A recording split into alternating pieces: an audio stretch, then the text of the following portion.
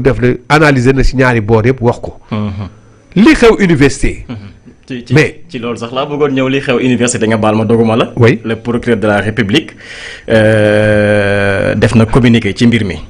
léegi laa jot communiqué bi partagé naa la ko mën nga koo xool la régie aussi mën ngeen ñëw ànd ak par rapport ak si communiqué bi par rapport ci li xewoon le 9 février 2026 fële ci université Cheikh Anta Diop de Dakar si jàmmaarloo yi xewoon diggante étudiants yi ak ñi nga xam ne nag ñoo di takk der yi ginnaaw bu nu sukkandikoo ci communiqué bu bàyyeekoo ca tribunal de grande instance hors classe de Dakar parquet du procureur de la République ñu ngi nuy xamal ni jàmmaarloo yooyu dafa tax ay matériel yu bëri daal di fay am ak li nga xam ne nag moo di ay blessé ba tey ci mbir moomu la police nationale dañoo daal di saytu ni li fa yàqu moom nekk na lu bëri ba tey ci mbir moomu le procureur de la République près le tribunal de grande instance hors classe de Dakar dafa daal di ordonner l'ouverture immédiate d'une enquête exhaustive maanaam procureur dafa sàkku nu ubbi si ab enquête bi dañ jël jébbal ko la sûreté urbaine maanaam moom nañu jébbal enquête bi pour rek mu enquêter ci li xewoon foofu ci génnub àdduna étudiant bi di Abdoulaye Ba nekk 2e année fële ca faculté de médecine enquête boobu dañ jël jébbal ko la division des investigations criminelles maanaam ñaari enquête la ba tey ci li nga xam ne nag moom mooy ci mbir moomu def nañu aussi li nga xam ne nag moo di ay audition def nañu aussi li nga xam ne nag moo di autopsie pour l'instant daal nekk na lu doy waar par rapport ak li xew fële ca université Cheikh Anta Diop bu Ndakaaru lii moo nekk communiqué wala li procureur wax que ni ubbi nañu ñaari enquête benn bi jébbal nañ ko la sûreté urbaine beneen bi jébbaloon ko division des investigations criminelles. voilà. c'est comme ça réew noonu lay doxee. voilà. xam nga kii si la. il faut pas ñuy analyser selon. émotion.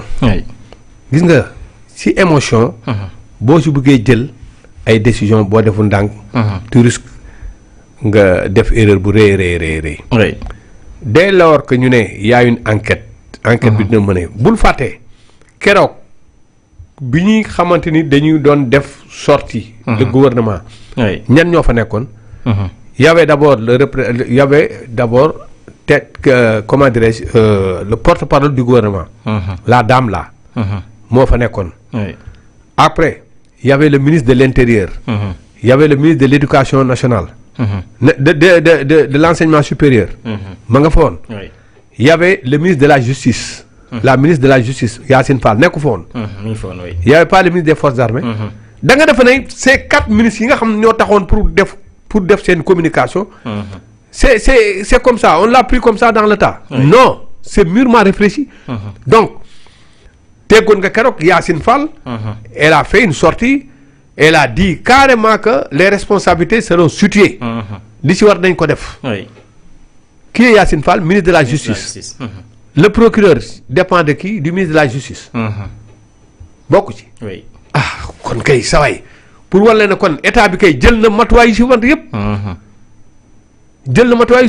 kon ñu taxoon foofu doon wax ce ne sont pas des n'importe qui ci gouvernement bi. Absolument. donc laissons la justice mu def liggéeyam. ci li nga xamante ni moo xewoon ci. fële université. mais bëgg a def sa justice bopp man du ma ko nangu. dafa am ñoo xamante ni ils sont là pour ça. la preuve le communiqué du procureur de la République ne fait que dafay ñëw rek. confirmer effectivement que li ma doon wax. que ne normalement c'est comme ça que ça doit se passer. et qui connaît le procureur de la République. Ibrahima Ndoye c'est quelqu'un boo xamante ni ci neutralité am. bis bu jëlee dossier da ciy dem jusqu'au bout. ba fi mu mën a yem da ciy dem. enquête am bu soobee yàlla dinañ ko defal normalement. dana am les suffisamment d'informations yu war a tax suba. mu jël ci li mu siy jël.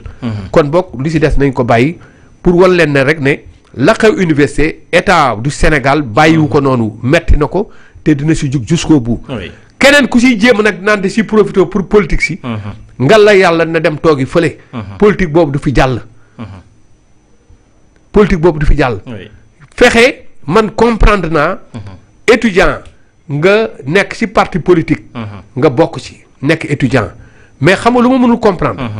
yow étudiant ñu di la manipuler di la instrumentaliser pour nga taal réew.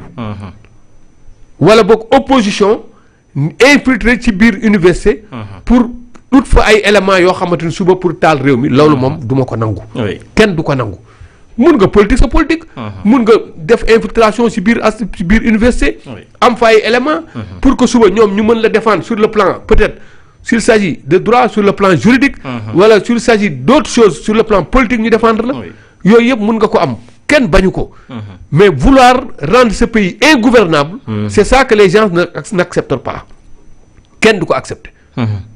on l'a dit on l'a redit on a dit qu'il y a une infiltration au niveau de fële au niveau de l'université. dafa mel ni ça se confirme que ne infiltration boobu ñu doon wax mi ngi am. léegi nag infiltration comment infiltrer. ak lan comme directive. s'il s'agit maintenant essayer de rendre ce pays ingouvernable. ça moom les mesures yi koy accompagner dana ñëw. et l'État est suffisamment outillé pour pouvoir enquêter sur ça ensuite jël des mesures émanant de ça. li ci war yëpp dañ ko ci def. le procureur actionné na d'autre part beneen côté bi aussi ñoom ñëpp jug nañu. kon daal vraiment ñi ngi kontaan ci li nga xamante ni moom la nit ñi jël. au niveau de li xewoon fële ci université. oui en tout cas mais ci communiqué bi am na aussi fu muy waxee ni rumeur yu ñuy wax que ni dafa am violence bu nu exercer ci ki nga xam ne nag moo di ci victime bi daanaka d'après ñoom information yu ñu ci am loolu confirmé gul. voilà.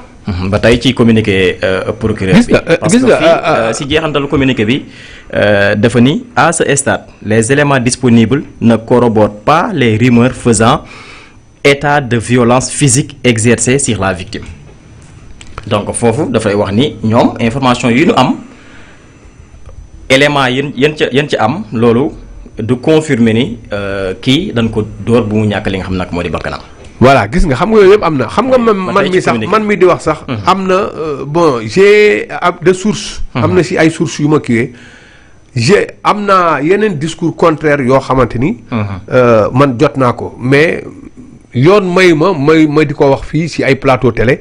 parce que dara wóoruma ci. nu ma ko amee nii rek la dara wóoruma ci loolu am na donc pour wan la ne rek na bu dara xewee. li gën mooy ñi nga xamante ni ñoom la seen xam-xam màcc ci loolu nañ leen bàyyi ñu jug ci dem ci. xam nga di wax ci kaw émotion dafa graaw. wala di jël les premières informations ngeen jël ko. sans pour autant vérifier wax ci loo xamante ni suba. mun na la indil jéye man toujours dama koy éviter. je l'évite toujours te nag. il faut que aussi suñuy journalistes yi des fois bon ñuy def ndànk. ñuy def ndànk di gëstu. ba am suffisamment d'éléments pour mën a wax ci yenn affaires yi sinon bu ñu deful ndànk on les induit en erreur sur beaucoup de choses. politiciens yi fi nekk tey. rawatina opposition bi seen liggéey yëpp mooy désinformer. seen liggéey yëpp mooy manipuler. ñu mel noonu nag boo ko seqee ñu mel noonu. da ngay def ndànk parce que fii mine de rien ils peuvent te mun nañ la manipuler. mais kii ñu dugal loo kaso nii pourquoi ñu dugal ko kaso. xaw ma Moussa nan la tudd. Moussa chroniqueur bi. chroniqueur bi ñu mettre sous mandat de dépôt te nekk Sen TV nan la tudd. Moussa Modou Fall Modou Fall idiot qu'il est alors mi ngi nii déjà dugal nañ ko kaso pour un rien. comment tu peux yow. après la déclaration du ministre de l'Intérieur. nga génn def une sortie di wax naan wax say wax man du ma taxawaat fii sax di ko wax. nga wax loo xamante ni dafa dem ba dugal la ci kaso bi. suba kan moo lay génnee ci kaso bi. ñi nga tudd seen tur. est-ce que ñooñu ñoo lay génnee ci kaso bi ñi nga tudd seen tur est-ce que ñooñu ñooy taxaw ci télé bi. reprendre les mêmes propos yi nga xamante ni yaa ko wax. duñ ko def dama wax ba tey xale yi nañuy yeewu. parfois si bu ñuy wax. wala boog bu fekkee leneen meloon animé nañ ko wax. parce que man du yàgg mukk ba ci plateau. ma taxaw du ma ne du ma juum nag nit ku nekk mun na juum. mais du yàgg mukk ci plateau may am tayeef bu toll ni di taxaw di wax loo te contre vérité mu wóor ma ne lii may wax nii dama ko wax sama teeyu bakkan. wala lii may wax nii bon benn information bu ma la jot nii rek la comme ça je ne l'ai pas vérifié ma di ko wax non ça je ne le ferai pas je ne le ferai jamais de ma vie. ku koy def nag sa affaire la. wala bu fekkee tu es animé d'autres choses yaa xam bu fekkee dañ la manipuler ba di la wax loo yenn yi nga di ko wax comme un robot. c'est ton problème suba si on t'interpelle tu n'as qu'à assurer tu n'as qu'à assumer. jël sa responsabilité assumer. mi ngi nii dugal nañ la si kaso pour rien du tout kenn du la fa jëlee. wallaahi mujjee loolu dul naan waxewu ma ko woon nii laa ko waxoon wala dara. moo fay wéete mel ni alors yow daal yaa gën a yeewu nit ñi wala dara wala suba buñ la laajee nga ne non fu ma jëlee samay information ñooñu ñoo ma induire en erreur. moo tax ma wax lii mais mais non. moo ko fay wéete de. alors yaa koy wéetoo. gars yi moom bu la dugalee ba nga dugg moom dañuy génn. yaa koy wéetoo moo tax daal vraiment il faut que les gens là. y a des journalistes d'investigation. bon mais man am na ku mel ni par exemple sëñ Saliou Gueye. du ma ne du tromper moom chroniqueur la. non c'est un journaliste aussi d'investigation il fait des investigations. Modou Fall. non je ne parle pas de Modou Fall moi je parle de Serigne Saliou Gueye. d'habitude na nga xool toujours si ay information bu la génnelee. lu si ëpp il assume. danaan la carrément je suis prêt même à répondre si jamais ñu woo ma li may wax. mais boobu ba léegi doo gis fenn fu ñu ko wooyee ça veut dire quelque part que moom. il a des sources fiables benn. ñaareel bi aussi fi nga xamante ni pratiquement si lay sukkandiku. pour di def ay investigation bay génne ay information daf koy wóor ne am na suffisamment de garantie pour mën a taxaw wax lenn yi. alors loolu la nit war a def mais il faut pas toujours rek si taa bi nga ñëw commencé jox ay information bi gis nga affaire université bi dégg naa si façon bu nekk. affaire homosexuels yi tamit dégg naa si lu nekk. lu nekk am na fi. donc il faut que qu'on évite ces genres de kii là. dañ ko war a arrêter daal nañuy def ndànk surtout sur les informations. balaa ñu koy relayer ba ñëpp di ko jot. mais genre yi nag bu amee pour nous éviter erreur di si am il faut que le procureur di communiquer. ah waaw mais le communiquer. parce que ñoom ñoo mën a jàppale. ñoom ñoo mën a jàppale mais le communiquer le procureur doit communiquer. procureur. ca départ ba. les procureurs là procureur police judiciaire financière kii bi ñuy démarrer traque des anciens dignitaires. ci affaire rapport yi nga xamante ni dañ ko jotoon fii. procureur yi génnoon nañ def fi sorti mais lan lañ ci gis. des éléments des politiciens yu génn ñoom aussi def seen sortie def point de presse di remettre en cause les sorties des procureurs. yow gis nga ko fii. na leen jàpp tëj leen. alors man à qui se fier dama war a daal taxaw. le procureur de la République. Le procureur le procureur général. Le procureur police judiciaire financier. ñooñu taxaw def communiqué. génnee wax seen kii ba pare y aura des interpellations de part et d'autre képp koo xam laale nga si nañ ko wax. def seen communiqué génnee ay détails wax ñu ko. man danaa taxaw fële benn parti politique ñëw génn def seen sortie ñoom it wax li leen neex si seen teyu bakkan. man ma war a taxaw rek ñëw ne léegi alors je me range du côté de ñi nga xamante ni mooy parti politique bi li ñu wax. ko ci def na la lu procureur lu wax du benn dëgg. non du ma ko wax balaa may diingat procureur damay bàyyi ba mbir mi dem ba cappaandaw ga. ma soog a mën a ne lii ak lii kat vraiment li kii waxoon teew la. mais ñoo rek taxaw bëgg kii loolu du ma ko def. moi je ne le fais pas.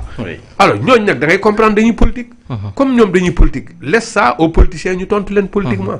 s'il s'agit maintenant de la justice ça c'est autre chose. Justice elle est rendue au nom du peuple. Cette justice qui est rendue au nom du peuple. Normalement waruñu si politique bu duggee si justice.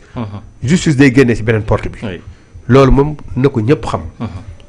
elle est là pour tout le monde la justice elle est là pour tout le monde nekk fu pour kenn elle est là pour tout le monde. oui absolument très bien jërëjëf doyen merci beaucoup ba samedi bi di ñëwaat incha allah. waaw d'accord kon ñu jox leen dig daje incha allah samedi prochain. ci waxtu bi comme ni ñu koy faral di defee toujours. mais ana madame. madame mi ngi si jàmm baax. yaa ngi ma koy nuyul bu baax. oui maa ngi la koy nuyul bu baax alhamdulilah. tey moom da nga ma attaqué compliment dafa mel ni tey moom dafa mel ni daal kii wu madame dafa ñëw quoi.